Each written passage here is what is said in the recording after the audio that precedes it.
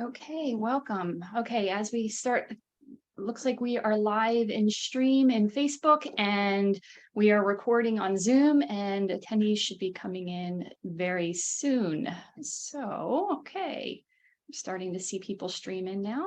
Awesome. Welcome, everyone. Thank you for joining tonight.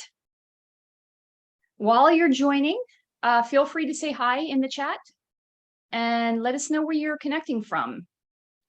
I'd love to know. Okay, looks like we have people coming in. Okay, so I will go ahead and get started because it is now 7:01. So hello and welcome. For those of you that don't know me, my name is Renee Roberts, and I'm a midlife transformation specialist and founder of Nourish to Live RX. And I help midlife women navigate the menopause minefield using my proven blueprint that identifies and resolves the root causes that women face during midlife. So just a few logistics.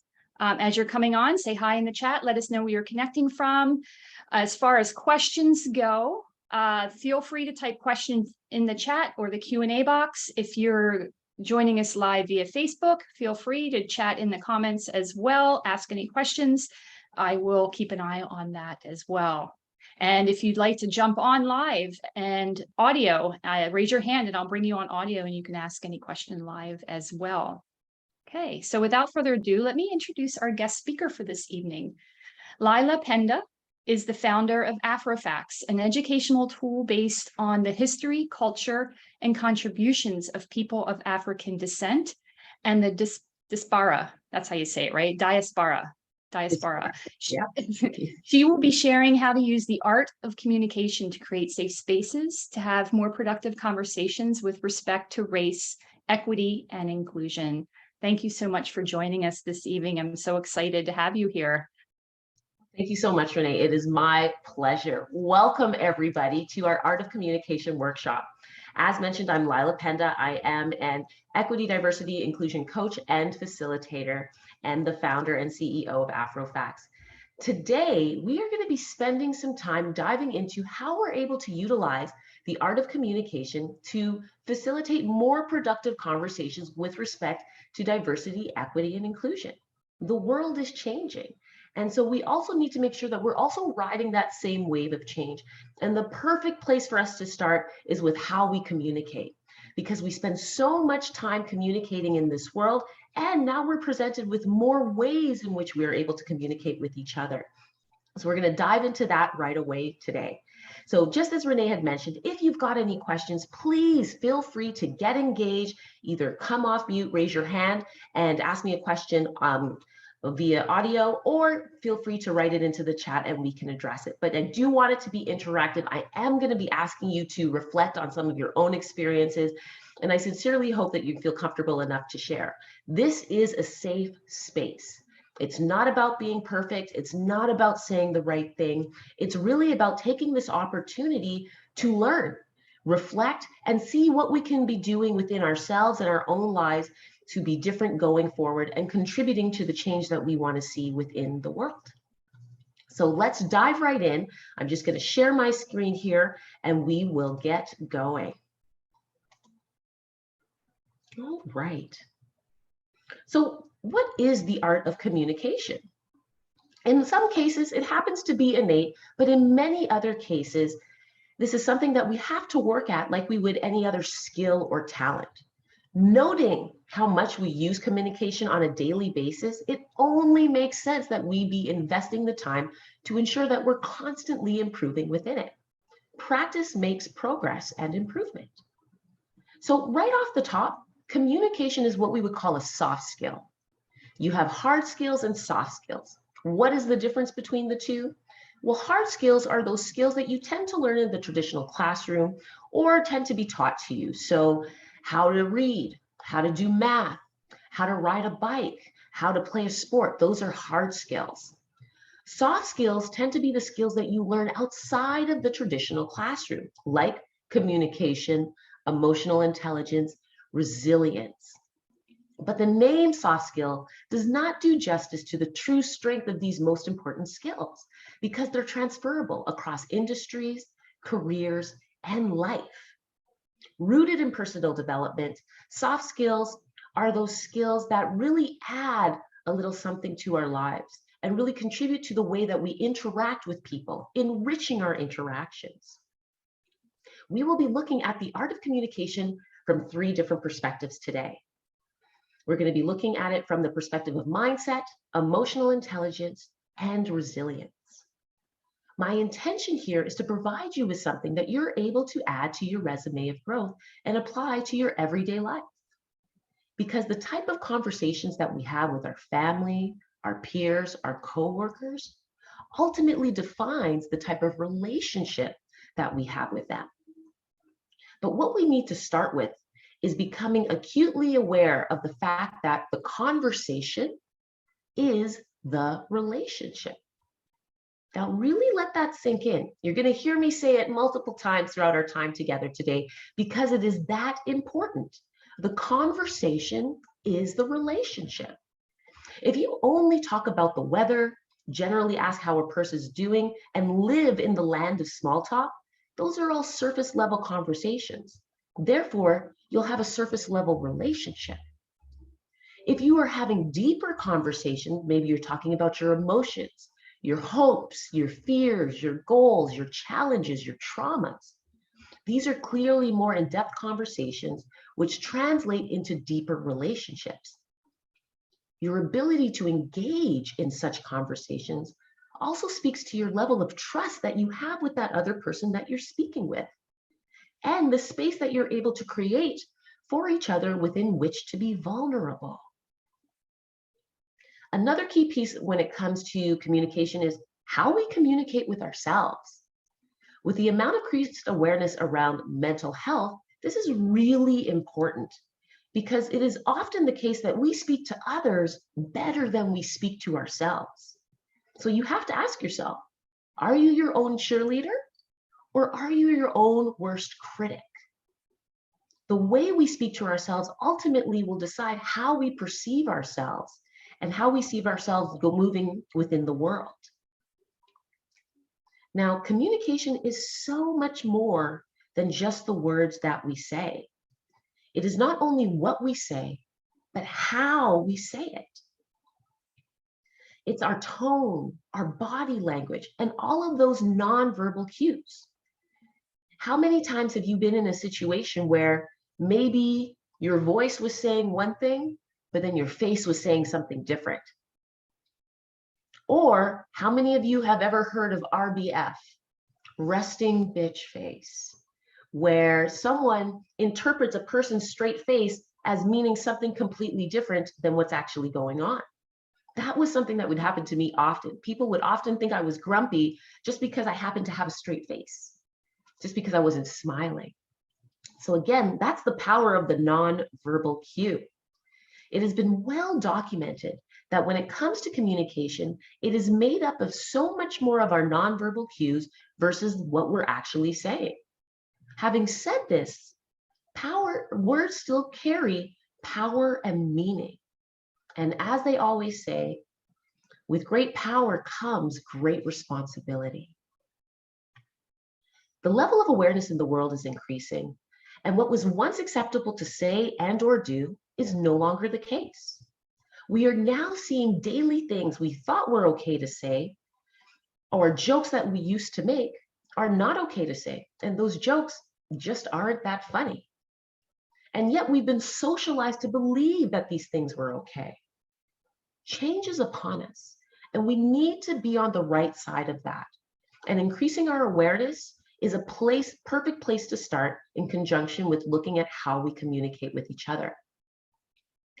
This also means taking the time to reflect on the moments when our own communication moments went awry. How many times have you entered a communication or entered a conversation thinking it was going to go one way, and then it went completely a different way? Kind of like being in that slow motion moment where you're seeing the train wreck and you're just watching it go by. Those are the things where we can learn from, those moments in time. That's an opportunity for us to ask ourselves, hey, what could I have done differently here to get a different result? How we interact with each other is vital to our success in anything that we do. So ensuring that we communicate in a way that allows our message to be received and absorbed while still being sensitive to what others might be thinking, feeling, and going through is imperative. So let's jump into mindset. So right off the top, we've got this beautiful diagram that comes from Stephen Covey's book, 7 Habits of Highly Effective People. So how do we communicate in a way that ensures we minimize and ideally avoid suppressed feelings, trampled values, and resentment? By coming to the table with a positive mindset and a win-win attitude. Otherwise, anything less will give us exactly that, less. And then staying in the communication process long enough to achieve this. Too often, we will rush through the communication process due to frustration of not getting to the point that we want to get to fast enough, or not achieving the resolution or the buy-in to what our point is. When we take the time to understand what would be the ideal outcome for all parties within the communication moment, we then place ourselves on the path to win-win. It doesn't immediately get us there because it's a journey. It puts us on the path, though, when we take that time to understand each other. When we engage in DEI conversations, so diversity, equity, and inclusion conversations, we are presented with an opportunity to further our own knowledge, share our experiences, and create space for people to be heard and understood. Because really, that's all that anybody wants. They want to be heard and feel like what they've said matters. This is where we need to bring that intention versus result into play. Too often, we hear, oh, that wasn't my intention, when communication goes awry or the communication starts to break down. It wasn't my intention. You misunderstood me. That's not what I meant. Effective communication comes from when intention matches result. When the two don't match and coincide, we have a problem, but we need to acknowledge it. You cannot put the responsibility on the other person. So it comes down to, how are you showing up in the conversation? As we take a look at this diagram, you'll notice that there's 4 different quadrants available. You've got your lose-lose, win-lose, win-win, and lose-win. Now, naturally, lose-lose means that nobody's winning, everybody's leaving upset. We did not achieve anything here. Win-lose and lose-wins allows one person to get what they want versus all parties being satisfied with the outcome. And then we've got our win-win, which is the sweet spot, which is really what we want to work towards. That's that synergistic solution where everybody gets to walk away a winner. Now, getting to this point absolutely takes time and effort, and that's time and effort that not everybody is interested in investing. And that is really what makes the difference. But this is something that you can apply to all aspects of your life, whether it be communication with your spouse, your kids, or even teachers presenting a new lesson in a classroom to students. The ultimate goal is a synergistic solution. Everybody wants to feel like they're getting something out of the interaction.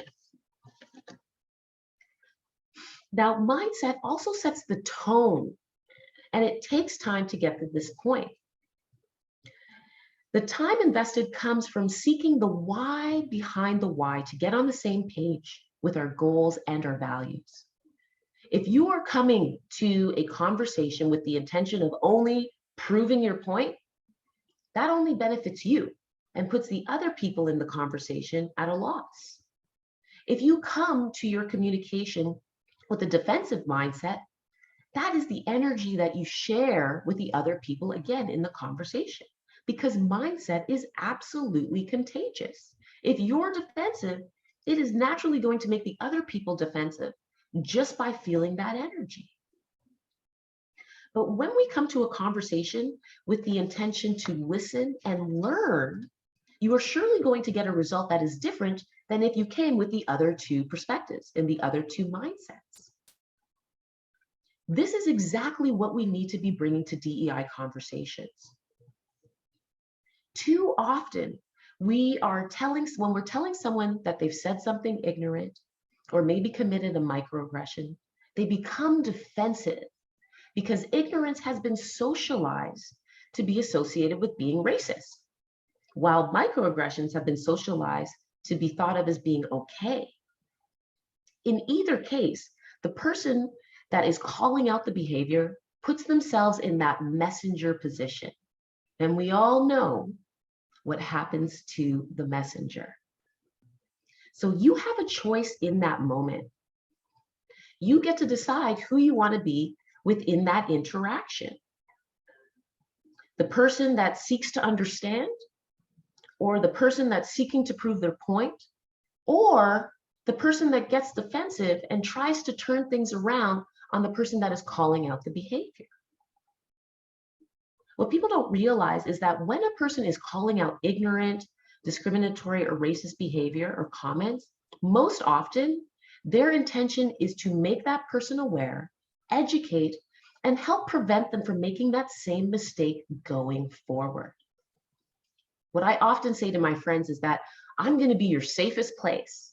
Now, this doesn't mean I want you to come make all of your mistakes with me, but what it does mean is that if I am telling you you've done something wrong, I am doing it coming to you with compassion, understanding, and a whole lot of patience.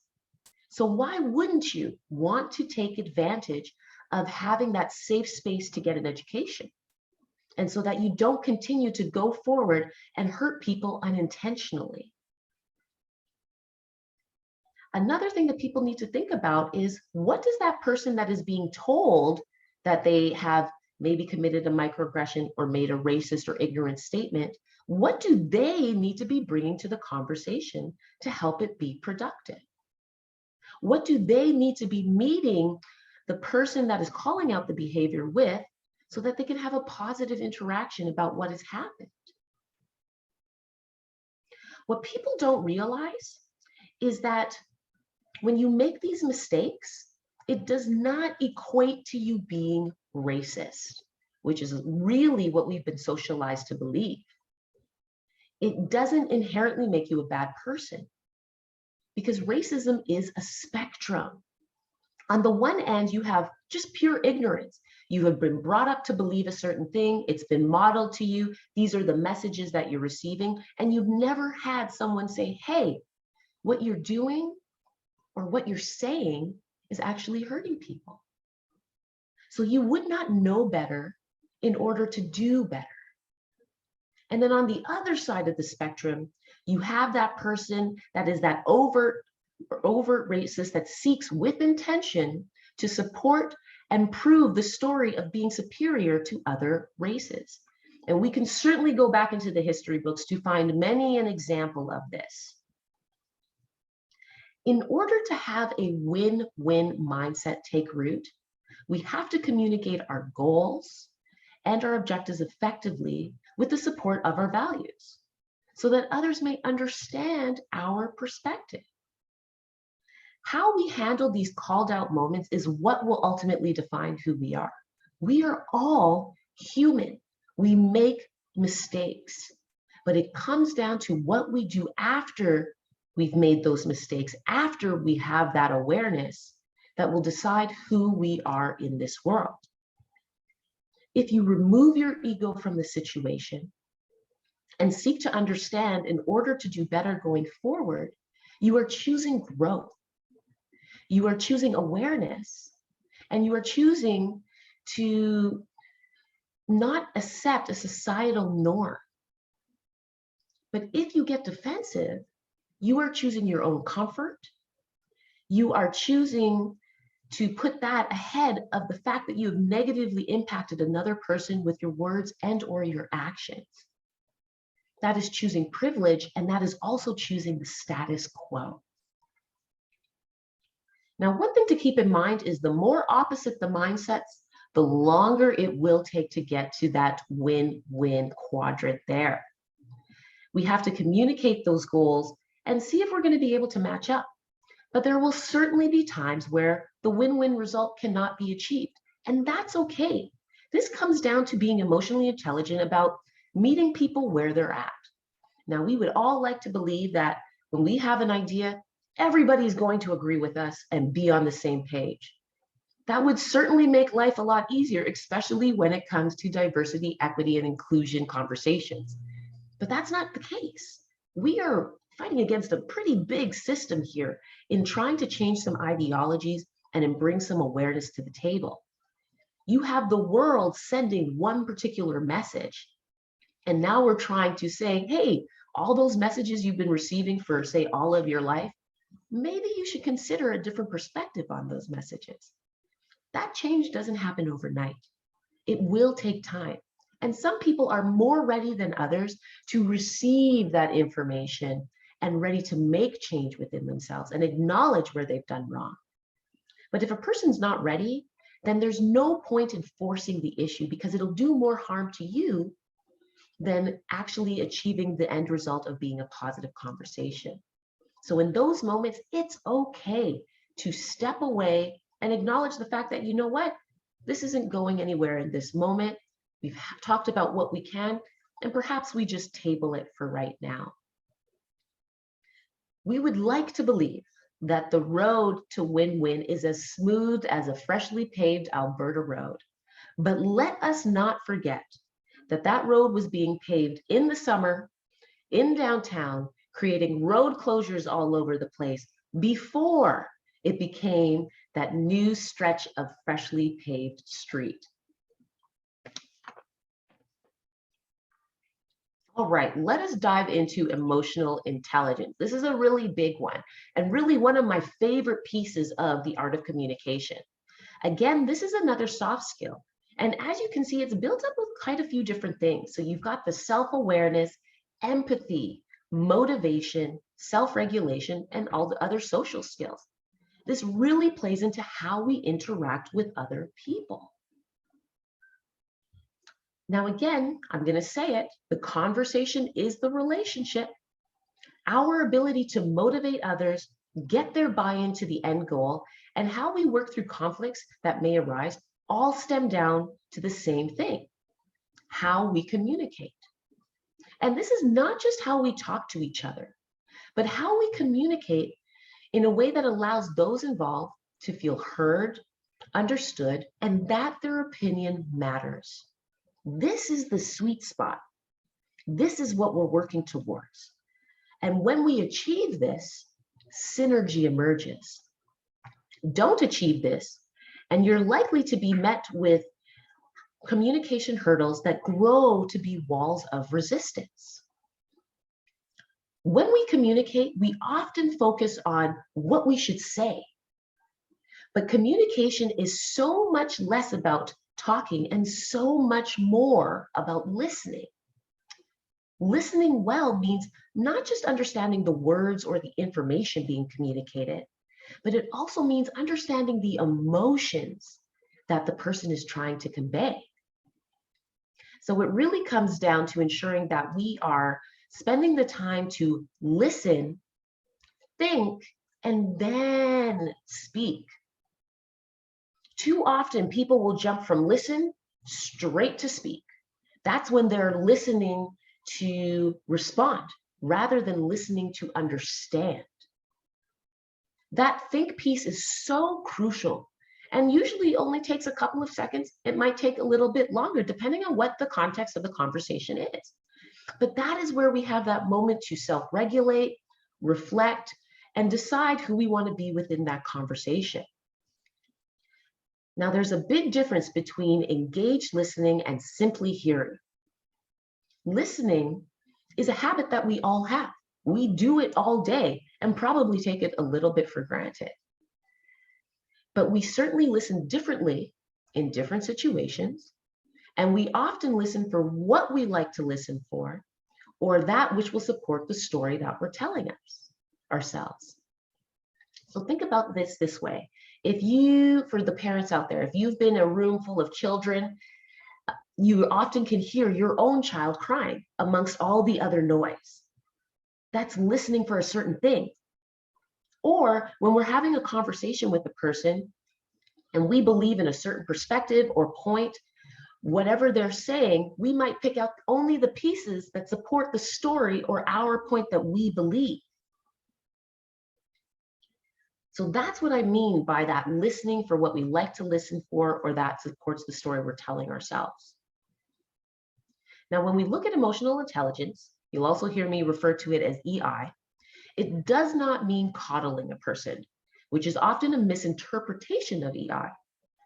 It means paying attention to the subtle intonations in a person's voice and also their body language, hearing and observing the verbal and nonverbal cues to really create that full picture. EI is also our ability to assess and recognize our own emotional state prior to engaging.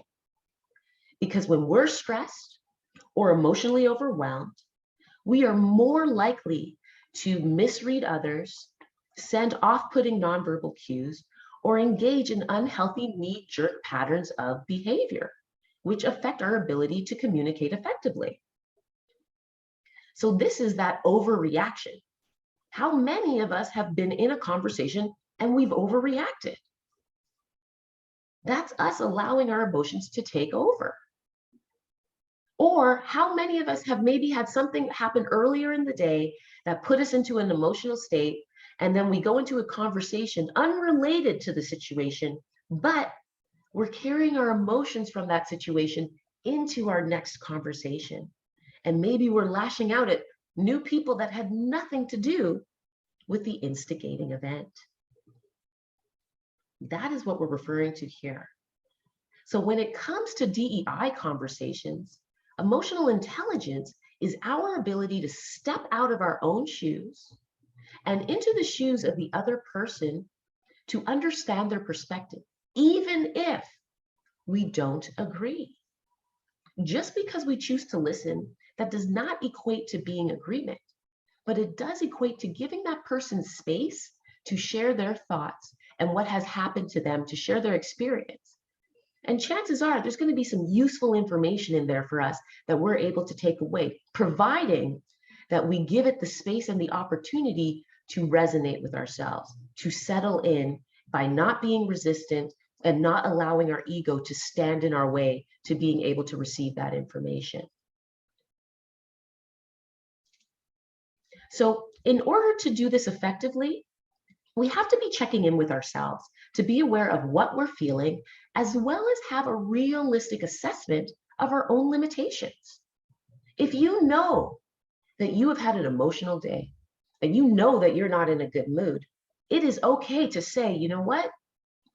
I would love to have this conversation with you, but in this moment, I'm just not right in the right headspace for this. Or I'm a little too upset to talk about this now. I need to take a minute.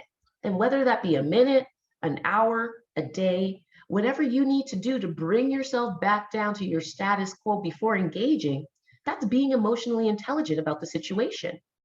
That's giving yourself an opportunity to ensure that you're able to show up to the conversation the way that you want to, so that it can be productive for all parties involved. This awareness allows us to self-regulate so that we can facilitate rather than interfere with the communication at hand.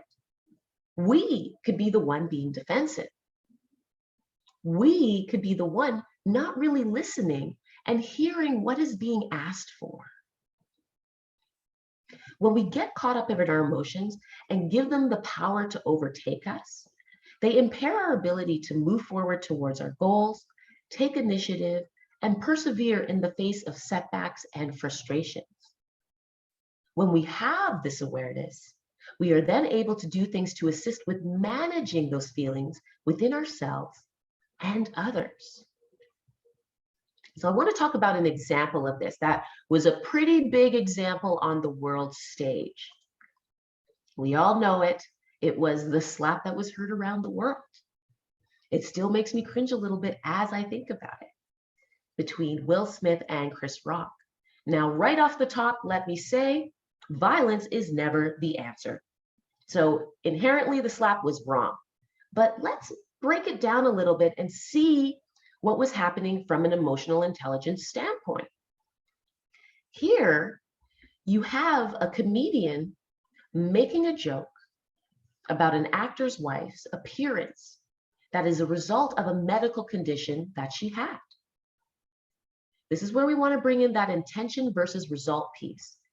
Chris Rock's intention was to make a joke and have people laugh, but the result was one of hurt. It had a different impact for Will Smith's wife because this was personal. This was something that a challenge that she was going through. So naturally, being the husband to this person, caring about them, it's going to make Will Smith feel some type of way about it. Now, this is the moment where you have to self-regulate. You take that beat to think and acknowledge, hey, I can feel myself getting angry or upset or getting emotional about what is happening. How do I want to react in this moment? What do I want to do? Do I react, or do I take a moment so that I can bring myself down and I can respond instead?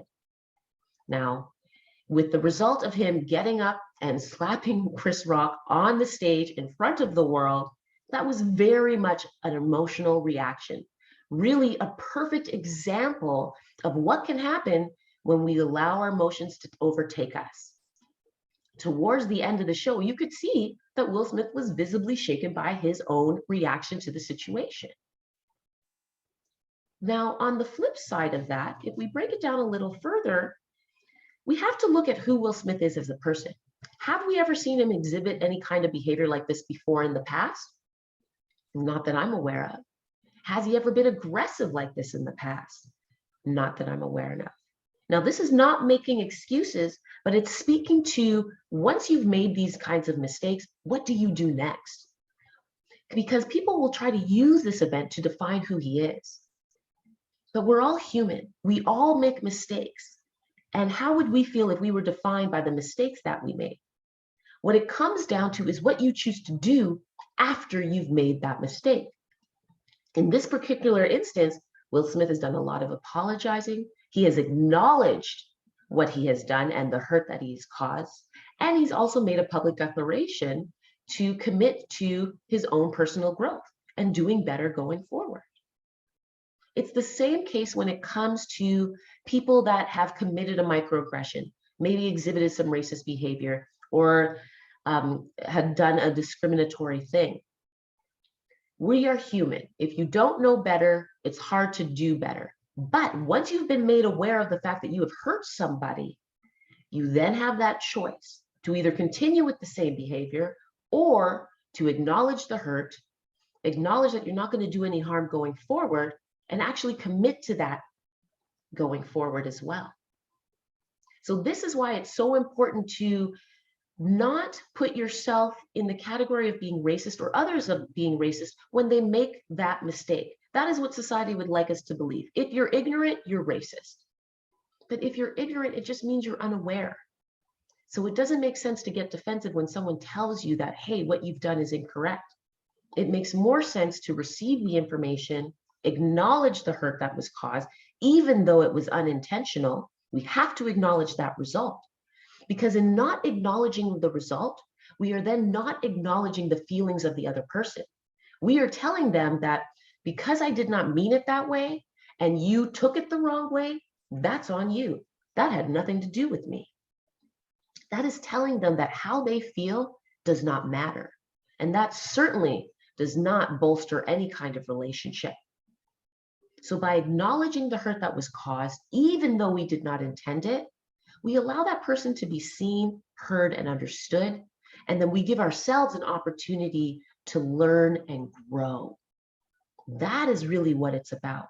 How are we able to learn and grow through the communications and conversations that we have with each other?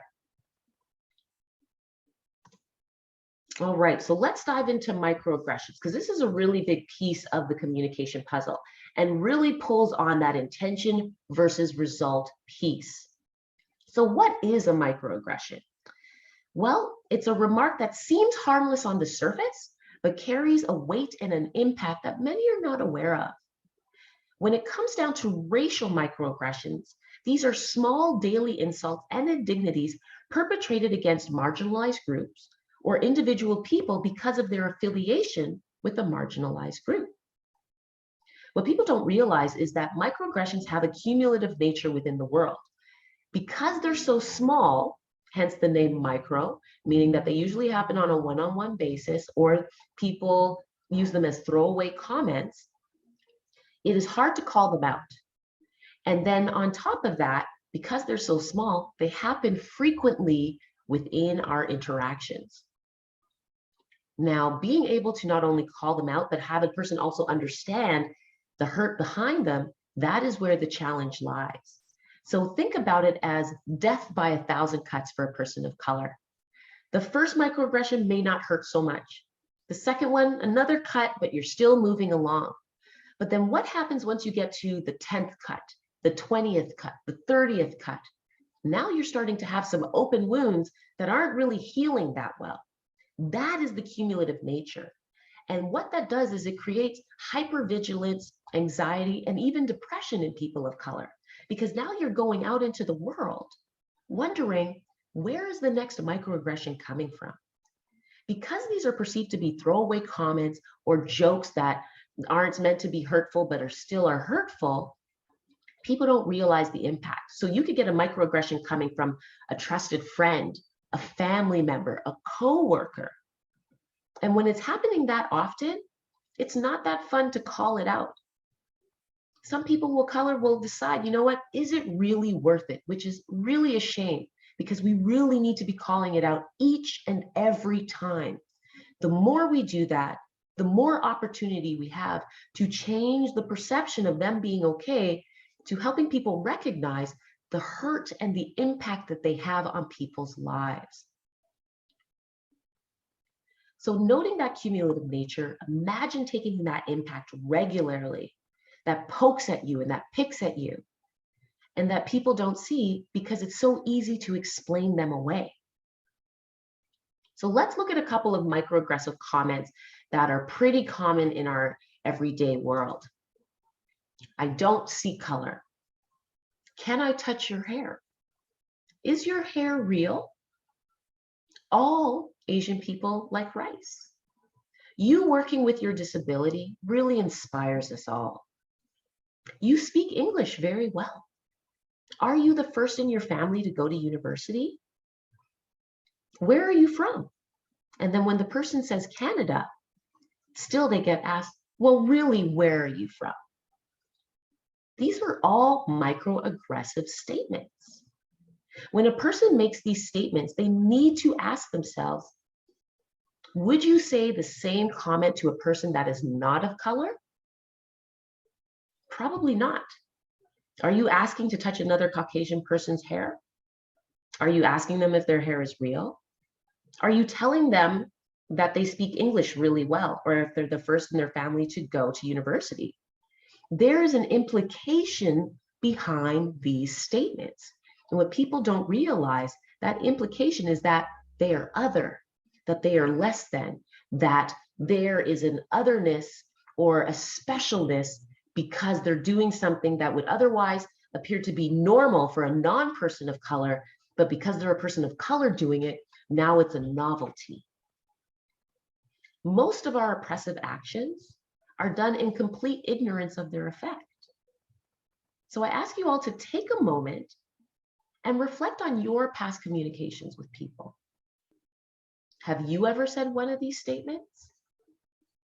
Have you maybe used a statement that is similar, falls into the same vein?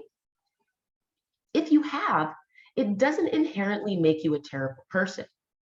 It doesn't inherently make you racist, but it does make you unaware. So now that you have this awareness, you have a choice. You can either continue to use these types of statements or do things differently going forward. And of course, my doorbell is going at this immediate moment. So we're going to jump into unconscious bias, because this is also another huge piece of the puzzle. What is an unconscious bias? Do they make sense? And where do they even come from?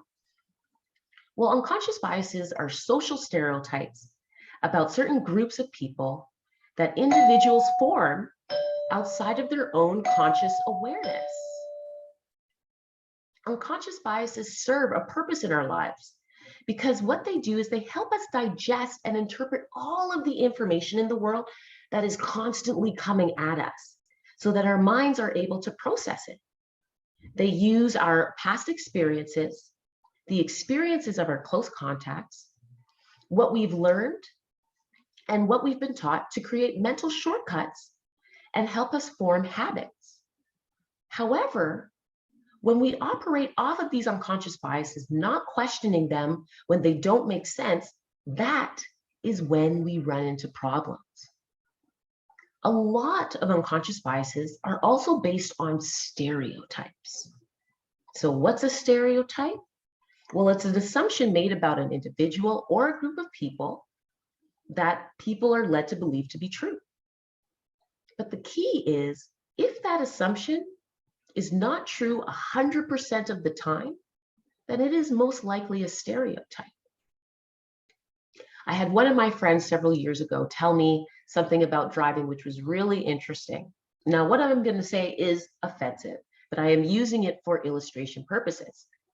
They had mentioned that when it comes to driving, you need to beware of the 3 O's, which was ovaries, old people, and Orientals.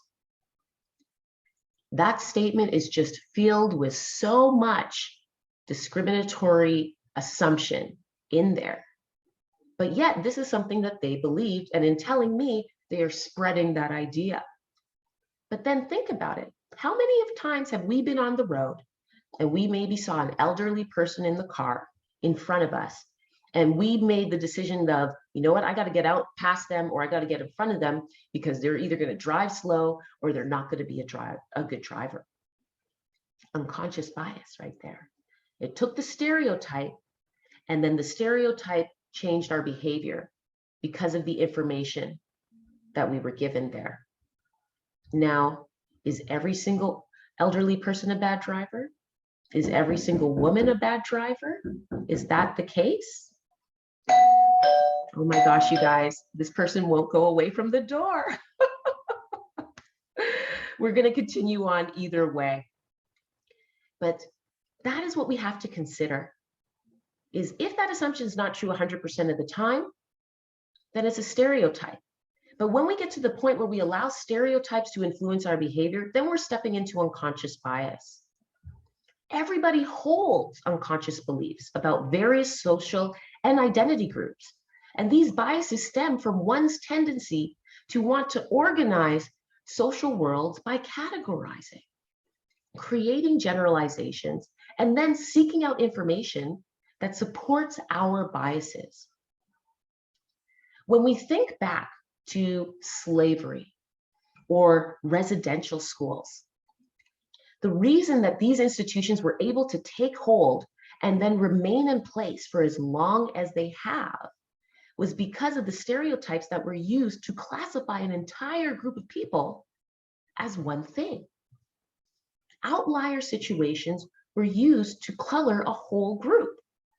And then the white majority used these stereotypes to support the story that they were telling themselves, that these people were less than.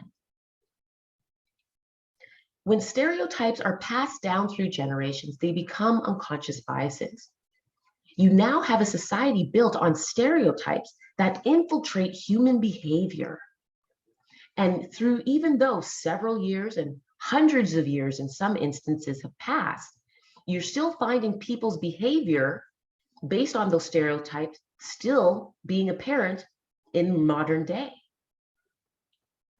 And ultimately creating the foundation of society that creates systemic racism. Before you're even aware of, you are now believing something that you did not experience, you have not witnessed, and in many cases, you don't even know where you got the idea. Now, there's several different kinds of unconscious biases. You've got affinity bias, perception bias, halo effect, and then affirmation bias. And where do these come from?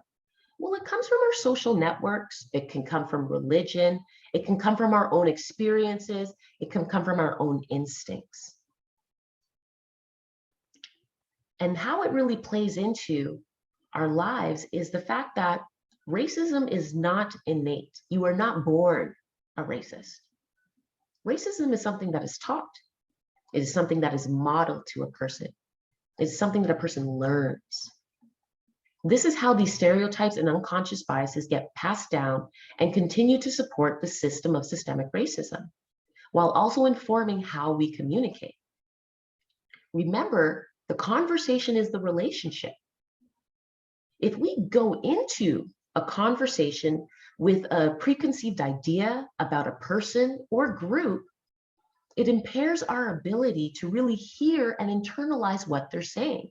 Because again, we're only listening for what supports our preconceived idea about that person or group. We have to make a conscious effort to question ourselves, our actions, and get comfortable with the uncomfortable. Nobody wants to be told that they're doing something wrong. Nobody really loves being told that you're actually hurting people with what you're doing. So that's the discomfort moment. But we need to acknowledge that, hey, I have an unconscious bias and it's been fueling my actions.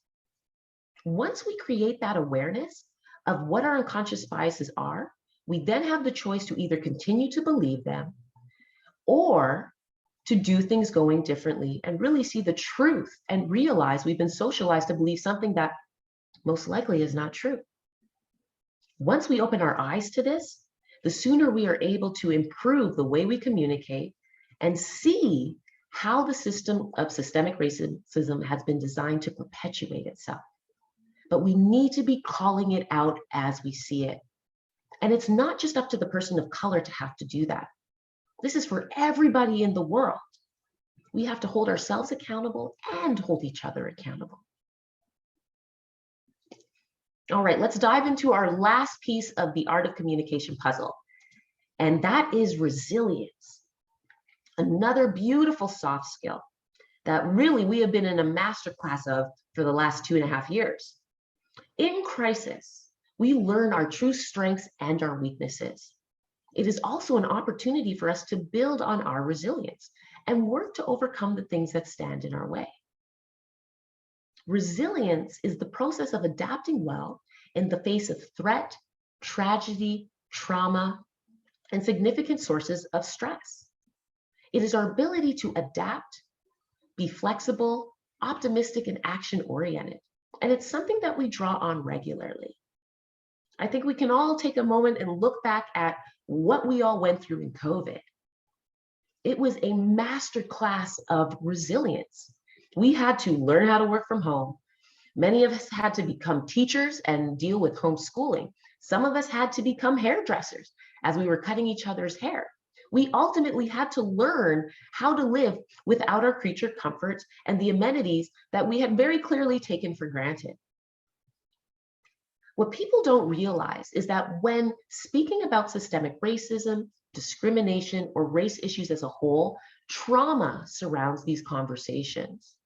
This could be the trauma of the person of color in the conversation, the trauma of someone that has experienced racism or discrimination, or even the trauma of a person that has witnessed discrimination and now is having feelings about what they did or did not do in that moment. Resilience is also being able to step into that trauma to have these conversations, stepping outside of our egos to be told and receive that we've done something wrong. It is putting our defensiveness on the shelf in order to grow forward. It is also being able to realize when a conversation is not going the way that we want and stepping away rather than forcing the point or the issue so that we can recalibrate, reset, and then come back to it at a later time. The truth of the matter is that it takes effort to remain resilient. Rather than staying stuck in what went wrong, we need to ask ourselves, what is the lesson here? What can I learn from this? And then we need to take that lesson and use it, sometimes immediately if necessary. We are all going to be challenged. That is a fact. That is what life is about. The biggest test of our character is how we react in those moments. Will we choose the short-lived discomfort for the sake of our own personal growth and an opportunity to change the world? Or will we choose our fragility in an effort to avoid rocking the foundation on which systemic racism sits? In order to achieve the change that we want to see, as I said before, we have to be riding that wave of change and looking at how we, from an interpersonal level, are changing. Taking a vested interest in our own personal growth, because growth and change begets more growth and change. Most often, our intentions are good. We want that beneficial change or value to be added. However, when intention does not match result, that is when we have to dip ourselves into the pool of resilience and dry ourselves off with the towel of flexibility and adaptation so that we can continue to move forward and make sure that we are communicating with each other at our highest level. There we go, you guys. That is the art of communication, and some of the ways that we're able to use it to empower how we communicate in our everyday lives and how we're able to bring it to the table for some rich diversity, equity, and inclusion conversations. I'm just going to open it up in the last few minutes here for any questions that you might have. Awesome. Thank you so much. That was really good. I think there were some comments that came through. I didn't want to interrupt you. You were doing so well. It was very interesting. There was a question very early on when you were first talking just about communication in general from Tina. And she was asking, what is your take on emoji communication? Oh, that's a good one. That is a good one. So, you know, the world loves to text now. It's like talking on the phone is trying to become a lost art. So emojis, really, I can see what they're trying to do is really they're trying to add more emotion to a text. Because at the end of the day, a text is truly just letters on a screen. And letters on a screen have no inflection, they have no emotion. So the person reading the message is going to come to the message with whatever emotion they themselves are feeling. So if they're having a bad day, they might read it with the tone of the bad day. If they're having a good day, they might read it with the tone of the good day. But, you know, it's kind of touch and go. It's a 50-50 chance. And sometimes we get it wrong. Maybe the sender did not send it with that intention at all. So hence the introduction of emojis to try and convey a little more emotion in what we're saying over text. Now you'll notice that this is ultimately a social construct because as a society, we are now agreeing upon what certain emojis mean and therefore how we use them in a text. The fact that when you have something that's all capitals, that signifies yelling, that is what the case is. It truly could just be the fact that someone left their caps lock on and just continued typing. But we read the information as this person is now yelling at me, they must be mad. So I would caution people that anytime that you read a written message, whether it be email or a text, and the first time you read it, you have an emotional response to it, take a second, read it a second time, heck, even read it a third time to make sure you're truly reading it the way it was meant to be sent. And in the event that, you know what, you still feel like maybe this person is actually upset, it's okay to ask, hey, what was the tone on this? Or is this really what you meant? Ask rather than respond or react to them. We want to communicate in a way that gives us the space to respond rather than react. And sometimes you got to ask those questions to get a better sense of what is the emotion behind the words. Awesome. That's great. Thank you. Tina, let us know if that was good. If you have any other follow-up questions. Tina also mentioned when you were reflecting on, yeah, Tina says it was great. The point where we were talking about the biases and Tina had mentioned being European, she would receive the question, is your family in the mafia? So again, another good example of, yeah. So it just goes to show you that we have unconscious bias all over the place. It is a big issue to tackle, and it's also very individualized. I cannot just run through all of the unconscious biases that another person has, they really have to take onus and dive into acknowledging their own thought process, looking at their upbringing, looking at who they hang around, looking at what the people around them say and what they've chosen to believe, and then asking themselves, why do I believe that? Have I experienced it? Is it something I've seen? Or did someone just tell me and I just went with it because I happen to trust this person? Yeah. Yeah. Mhm. If anybody has any questions, feel free to type them in the chat or the Q&A box.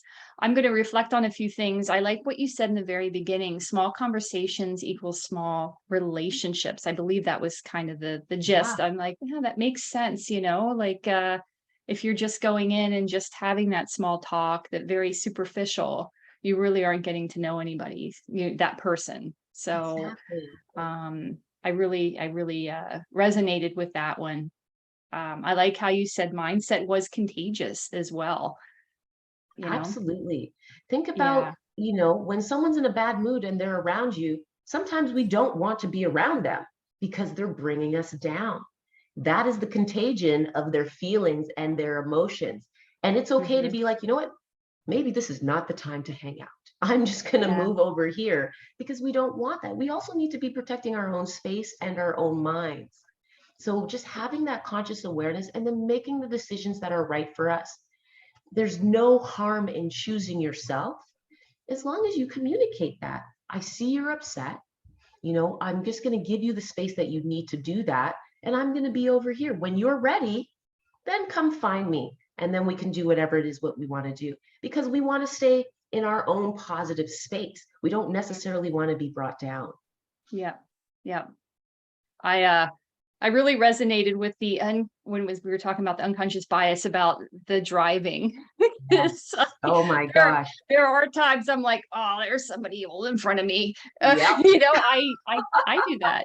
So I'm like, oh yeah, it's just something. And actually, we used to when I was younger, my mom used to be like that. She didn't want to go out during the workday because Oh. she didn't want to annoy the other drivers who were trying to get to work. It wasn't Oh. during the workday, it was more in the like rush hour time. And Right. but I guess that's right. We even joke about it. It's like, well, that's probably not the best thing to do because then you're just kind of, you know, Mhm. making it worse. And Yeah.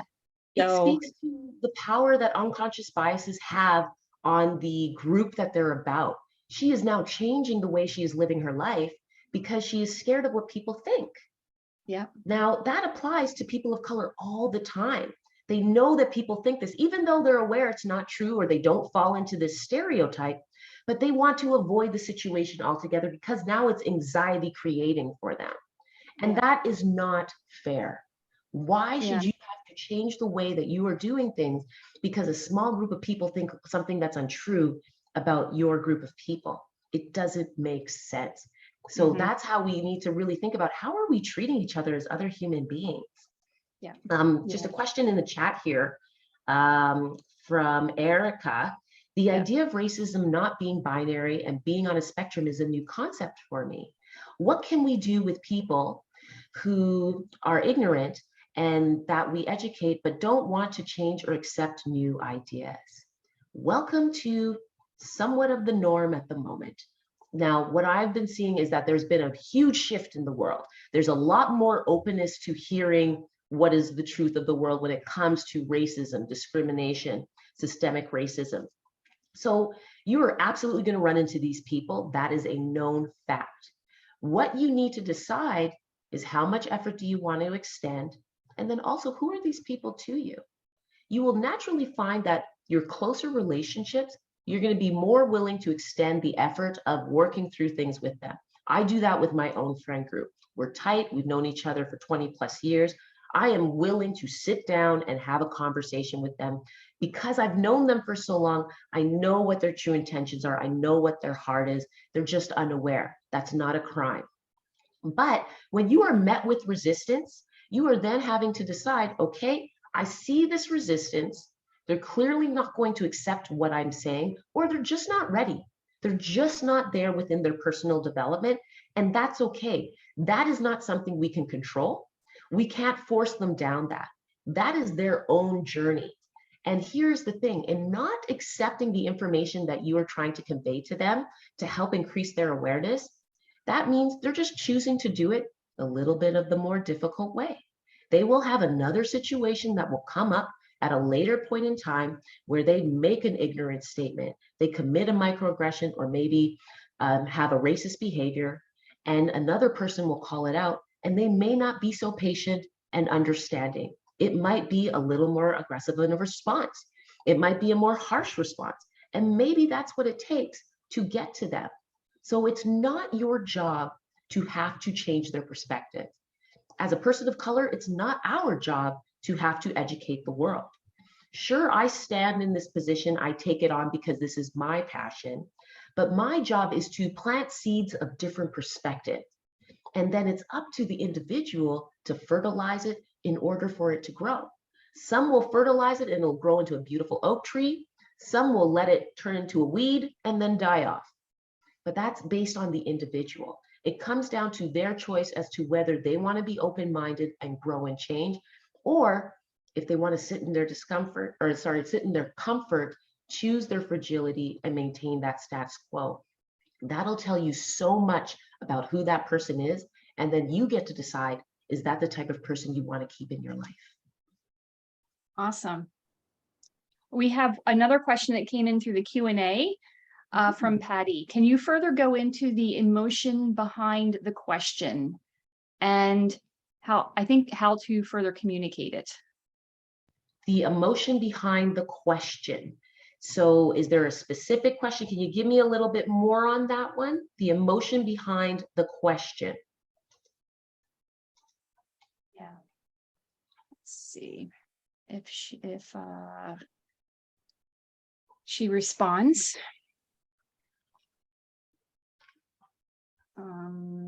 Okay, meaning the microaggression. Okay. Okay, so the emotion behind the question. So microaggressions, okay, I'm going to give you a response here and you can let me know if I'm getting to what you're referring to. So when it comes to microaggressions, so a lot of microaggressions that I often face is in regards to my hair. People are fascinated by it because it's different. So I have had a person, I was in Australia sitting at a presentation and an elderly woman from behind me just started petting my hair. I don't know you, we've never met, and now you are touching me. Why would that ever be okay? Now, of course, she's coming from the standpoint of, this is so cool, I am so fascinated by it, I just want to touch it, which I can understand that, but would you do that to another person that maybe also had nice hair? Also, what makes you think it's okay for you to be in my personal space to the point of touching me without my acknowledgement or consent? That is the intention versus result. Her intention is to essentially pay me a compliment in a very odd, roundabout way, but I understand that, but you're doing it wrong. You have now decided it's okay to do that because your intention is good in your mind, but you wouldn't just go and randomly touch another individual. Conversely, when people say they don't see color, this has been a really big one over the last 2 years, because the intention is really to imply that I see everybody as equal. I appreciate that. However, the way society is built is that people are not equal. My life will be different than a non-person of color purely based on the color of my skin. I will have to have conversations with people that a person that is not of color will never have to. I will have to have interactions. I will have to explain things to people that they never will. A really great example of this is the majority of my friends are Caucasian and they have children, and I've been in the children's lives since they were born. What often happens is usually around 4 or 5, when they start going to school, they will start to see my color for the very first time. When they're a baby, they don't see me as anything different because I'm just present, I'm in their lives all the time. But once they start going to school is when that socialization piece really starts coming in and they start picking up the ideologies of society. So I had one of my friend's daughters and she sat down beside me. She just looked at me and she asked me, does that come off? And I'm like, no, it's on all the time. And it's purely out of innocence. It's truly just out of them observing their world. Now, it's such an interesting place to be, but that would never happen to another person that had that was Caucasian. It just would not happen. But that will happen to me and has happened to me multiple times. So again, that's different because there's the innocence of a child.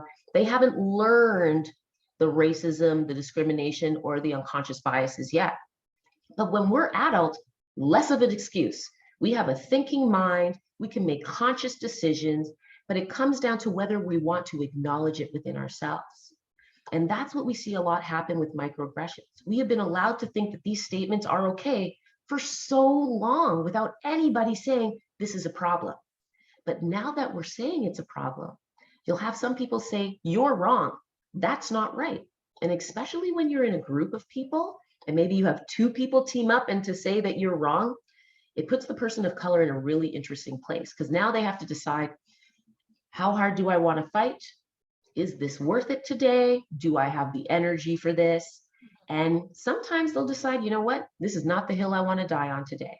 And I understand that because it takes so much energy, effort, and it certainly brings up past trauma to continue this conversation and have to go to this, get into this battle. If this person is not close to me and I tell you it's wrong and you keep saying it's right, then I'm going to let you continue believing what you're believing because I'm not going to invest the effort. If you're closer to me, I'll invest the effort. But what would make it really great for all is if you would just receive what I'm saying and go, oh, I did not know that. And you'll absolutely run into people that pick it up right away and they change their behavior. But conversely, you get the other side of the spectrum as well. So I tend to put my energy towards those that are willing, that were seeking out the information and they want to do better. Those are the people I'm interested in helping because those people will then translate it into the people that they know as well. Mm-hmm. Yeah, awesome. Okay. Any other questions from anybody? If not, I know we are a little over the hour, so this was a great conversation. One thing I do want to do is put your information in, I'm going to put your information in the chat along with some upcoming events as well. I have a screen for that. I completely forgot. Go ahead. I'm trying so to find. Sorry, you guys. I got so into it. So here is my information. By all means, seek me out. You can find me on social media, Instagram or LinkedIn, or you can email directly. So what I do is I facilitate our educational tool. We've created a game to provide Black history education, as well as create a safe space to have more rich conversations with regards to race, systemic racism, and discrimination. So if you are a company, an individual, part of a DEI committee, and you're looking for an event or you're looking for some workshops, that's what we ultimately provide, the educational tool and then various workshops to really bring awareness to Canadian Black history, as well as ways that we can ultimately remove barriers to uncomfortable conversations. Because the more we talk about it, the less uncomfortable it gets. Just like a new pair of shoes that you get and you try on the first time, might be a little tight, but then you keep wearing it and it turns into your favorite pair of shoes. So by all means, feel free to check out my social media. If you've got any questions or you are looking for pricing or just wanting to get a sense of our schedule, by all means, reach out. Don't just wait till Black History Month because Black history is our history. It's just as equivalent as to the other pieces of history that we have out there, but yet it doesn't get the same amount of attention. And that's really what we're trying to bring to the forefront. The more we talk about it, the more we educate, the better chance we have to do better going forward. Awesome. That's great. Thank you so much. I truly enjoyed this. Oh, wait, I think there is something else that came through. Let me just make sure. From Patty, I completely agree. Investing the effort and understanding is the takeaway. Thank you. Perfect. Awesome. Okay. Well, I will, everybody, if you're on and you want to review this, you will get a replay tomorrow.